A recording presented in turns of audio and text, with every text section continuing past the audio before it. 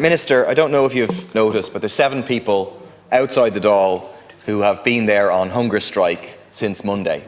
They are now in a pretty bad way after 4 days of no food. They have faced daily abuse and threats from far-right activists who have come here specifically to do that. I understand they're outside now. And they're on hunger strike because they're afraid for their lives of being deported back to South Africa.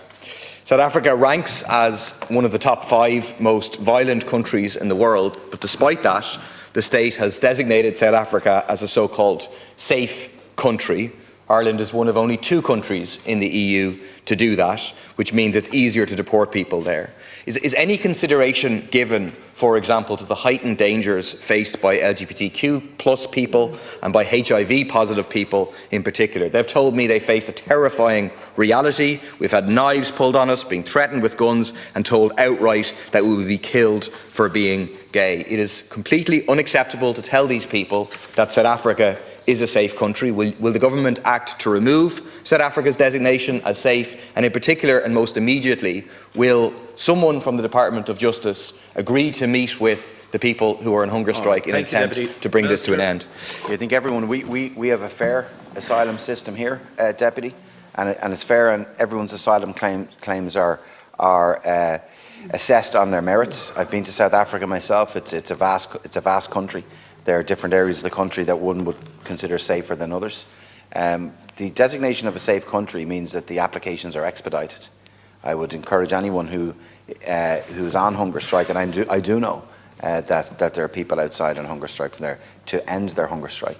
There's like their applications in Ireland will be processed and processed fairly, and where anyone has any fear that they're going to be persecuted and returned to any country because of their race, their gender, their sexual orientation, or that is absolutely taken into account.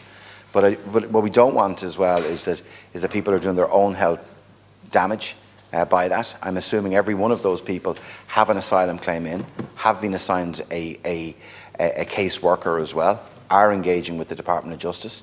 I would absolutely condemn any attacks or that they're experiencing. Shouldn't happen. I'm assuming Garda Síochána are aware of it, and we will raise that too. Thank you very much. And we'll go through the normal channels where an applicant has made an asylum application that will be processed and processed fairly. And I would just encourage those who are outside to trust in the system. The redesignation, just say, Count Corda, reversing the designation from safe country, isn't going to process those claims. And if anything, the claims would be longer in process.